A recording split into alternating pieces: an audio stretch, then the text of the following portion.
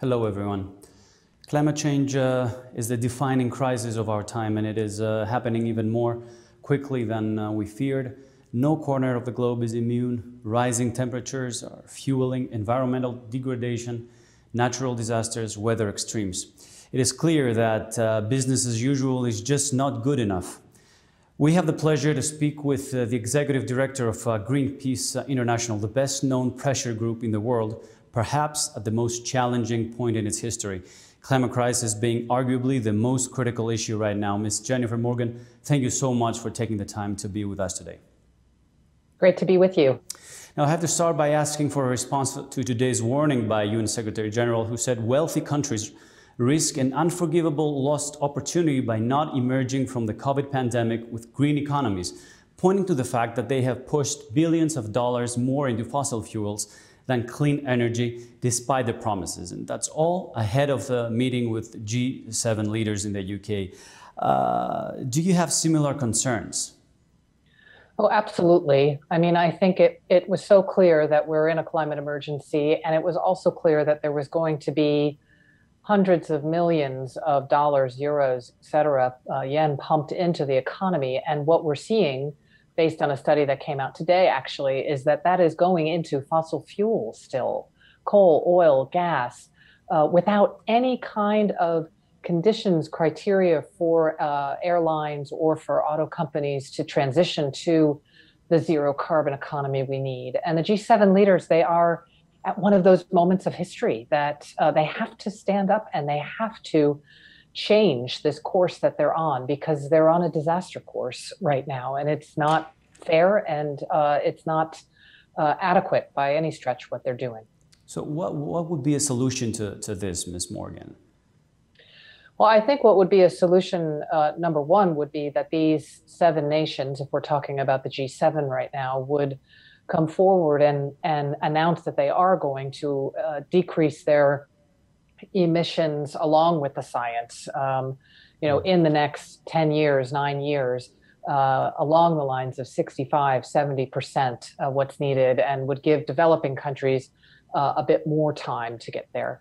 If they would actually announce a set of measures, they're going to phase out fossil fuels with a just transition for workers in the fossil fuel sector and invest in renewable energy. And I would think the other key thing, which is connected, is if they were actually to support vaccine equity for countries all around the world. They can't be seen as credible and as in a form of solidarity if they don't now move in this urgent situation with the pandemic to get those vaccines moving and to approve within the World Trade Organization the debate around patents that India and South Africa have brought forward.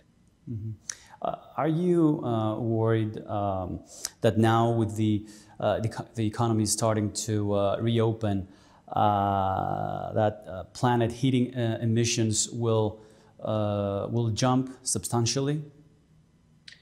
Yes, I am worried, and we're already starting to see it. I think, I think this pandemic actually showed the inequalities that exist around the world and the fact that the system is so broken. And you would hope that governments would step in and say, actually, this is the moment to be changing the way that we live and work in a way that puts people and the planet first.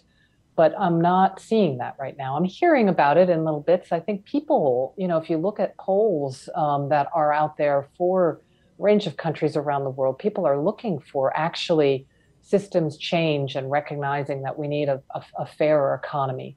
But I'm not seeing politicians respond to that. They're continuing in the same business as usual. Mm. Now, what do you think is the role of corporations, Ms. Morgan, and of specific industries? Do you think that they're taking climate change seriously and as a business risk? I think it really depends on who you're talking about in businesses. I think what we're seeing, unfortunately, for the large part, is that the large fossil fuel companies are not taking this seriously, or the large automobile companies, the ones who are profiting from how it is now, they are announcing voluntary targets to go to net zero, but they're looking at actually how to plant trees instead of fundamentally changing their business model. I think, though, what we're seeing is that that's not going unnoticed. We've had a recent decision by a Dutch court on Shell Corporation that they needed to reduce their emissions commensurate with the science immediately.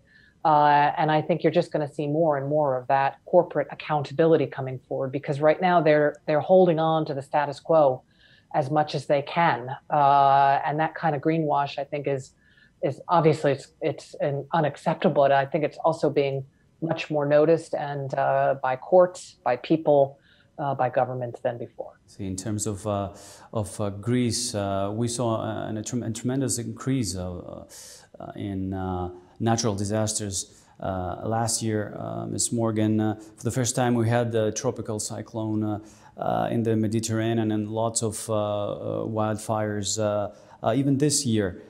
So do you think that, how do you think the country should react, given also the fact that there's resources coming from the recovery fund? Well, Greece is certainly very vulnerable. I mean, if you look at people who live in Athens and the heat effect there, and my understanding, it's one of the places that in all cities around the world suffer greatest in terms of drought. I think so. It's really a very here and now issue. And Greece also has this incredible resource of sun, of renewable energy. And I think what needs to happen is to really harness that, and that the government needs to get real about the implementation, work with people to get renewable energy, use the wind and the sun to power the Greek economy, and to stop the oil and gas, especially I know gas is a big issue in Greece, licenses that are moving forward, so that the country can move to zero emissions by 2040. That working with workers on the just transition, but really tapping into the tremendous resources that Greece has, and that can work with people to move forward in that. And, you know, feeling those impacts today, I know that there are many Greek citizens who would move together with the government on that type of a future. Mm-hmm. I also came across a report that link climate change with the loss of biodiversity. How important do you think, and how difficult is it to tackle both of these issues at the same time and avoid fails like misguided tree planting? Well, I think there's two things there. I think you can tackle them at the same time, because it is the economic system, the short-termism, the putting short-term profit for industrial agriculture or for oil gas companies ahead of the planet and people that is at the root cause of that. So when you start addressing that piece, then you actually can address both. But I think we're seeing both the impacts that climate change itself is having on nature and oil and gas and coal exploration as well, but also the way that companies are responding to the climate crisis by saying they're going to plant all of these trees on land with these, what often is known as kind of false solutions or offsets. That has biodiversity impacts as well. And that needs to be completely ruled out of the climate negotiations that are going on, because we need those forests. And at the same time, we need a rapid reduction and phase out of fossil fuels. Absolutely. Ms. Jennifer Morgan, Executive Director of Greenpeace International, thank you so much for being with us today. Great to be with you. Thank you.